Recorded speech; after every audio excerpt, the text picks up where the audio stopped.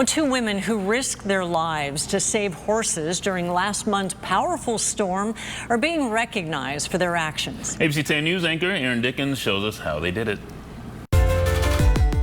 Well, you know what they say. You can lead a horse to water, but you can't make them drink. And this poor horse was almost underwater during the storm in January.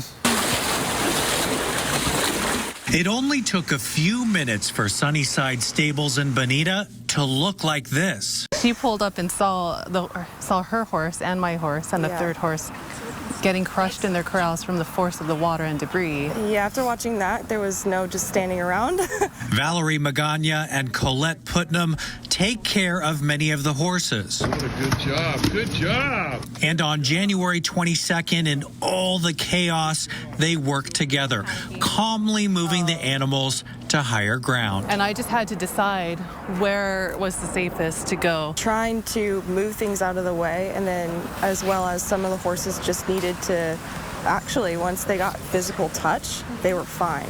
And the stables are located right next to the Sweetwater River. And you can see the shed right here. It is one of many that traveled almost a mile down the river. Valerie and Colette were honored by the Chula Vista City Council this week.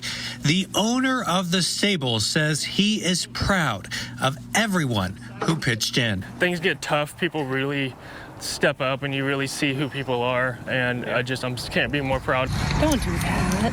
Valerie and Colette have had a love for horses all their lives. All the animals at the stables survived.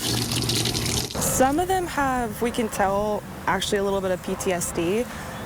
Some of them will whinny and cry when it starts raining. It's going to take time to make them feel entirely comfortable again, but everyone's well on their way to full recovery. Aaron Dickens, ABC 10 News.